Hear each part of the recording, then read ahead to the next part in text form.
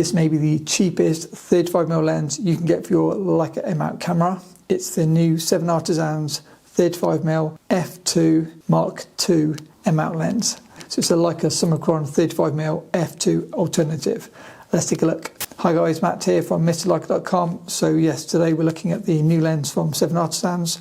They kindly sent me a pre-production lens, and so I'm going to show you in this video how it compares to both the TT Artisan 35 f2 Apo and a popular favourite for Leica shooters, the Voigtlander Nocturne Classic 35 f 1.4 M-mount lens. This video will include street photography, a few portraits and a bit of details to tell you about the lens. This video will show you why you may want to buy this lens, but also some of the massive oversights by the 7Artisans design team. Sometimes they really do blow my mind in terms of they just don't seem to think before they put lenses out. I've sent them messages and said, guys, if you're not going to think, at least come by me and I'll tell you what you're doing wrong before you've released the lens. The biggest problem with this lens is they've made a Leica M-mount lens that's not designed to fit half of the Leica M-mount cameras.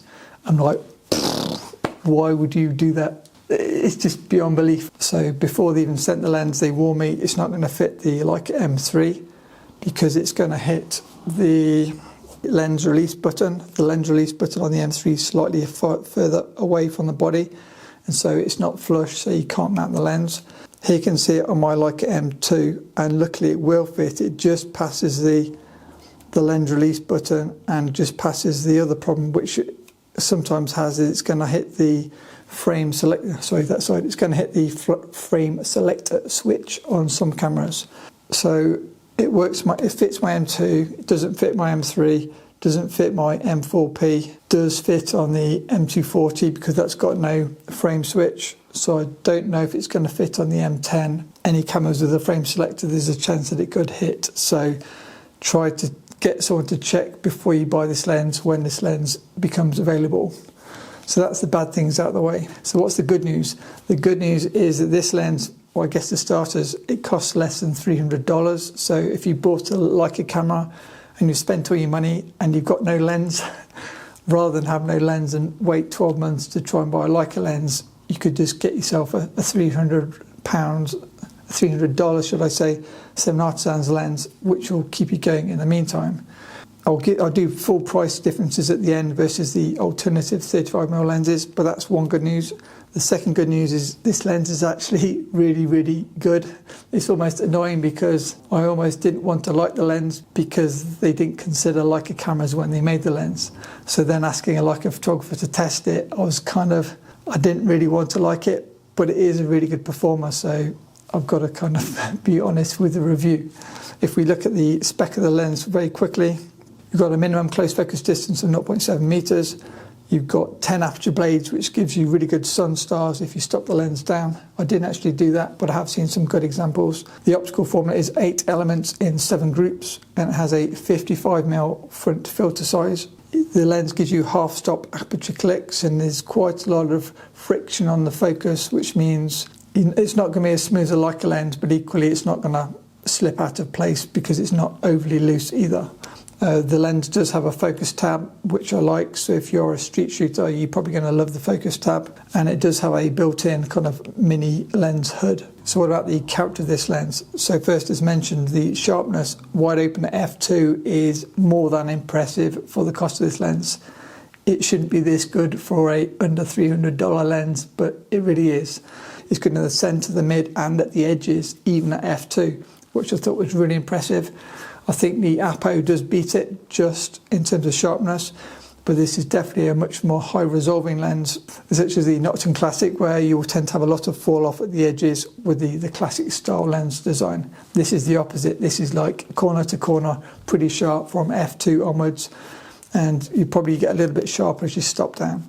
With that in mind, you also have almost no vignetting. There's a tiny bit in the extreme corners at f2, but nothing really to worry about, and it's much brighter across the field compared to a classic lens such as the Nocturne Classic. If you can get some bokeh from this lens, you'll have more round, perfect bokeh balls compared to, say, maybe misshaped cat eye bokeh that you may see in a classic lens.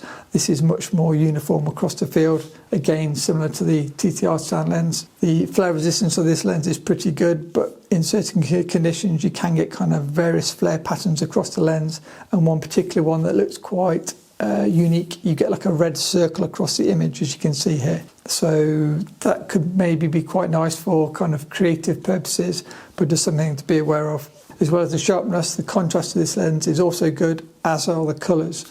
So it's a high contrast, modern looking lens with kind of natural saturated colours, similar to what you'd see with your own like naked eye. What about size? So compared to the three lenses I mentioned, you can see here you've got the 7Artisans 35 f2 Mark II, which is bigger than the Mark I. Just to mention, for those of you that got the Mark I, it's supposed to be sharper than the Mark I, and it does have a fatter design. The advantage of the Mark I think that fits all M cameras. Size-wise though, it is smaller than the TT Artisan 35 f2 Apo, and I'd say not quite as perfect, but better flare control. So if you're shooting in sunny conditions, I'd go for the 7Artisan.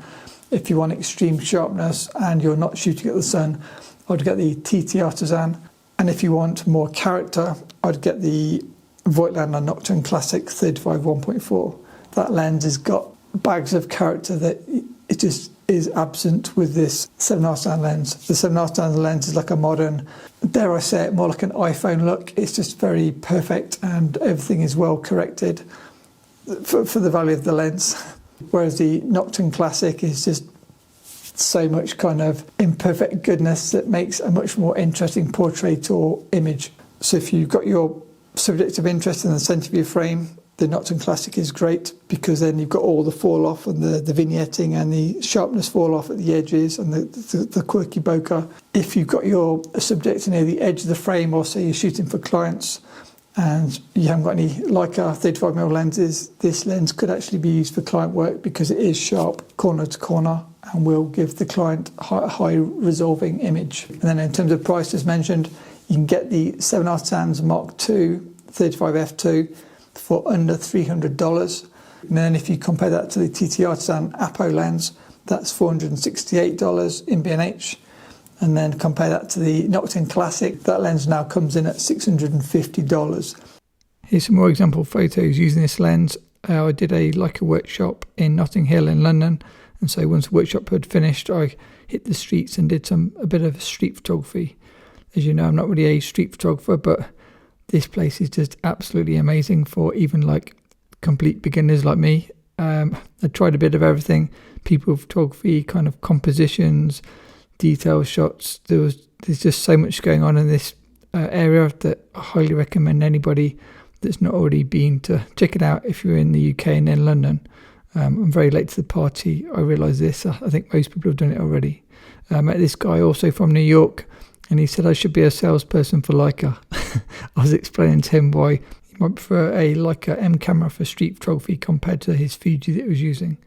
All these photos were shot with my Leica M240 in RAW, and then I just applied my Mr. Leica black and white presets, link below. Thanks to 7Artisans for sending me this pre-production lens to test to share with you guys. If you enjoyed the video, please smash the like button.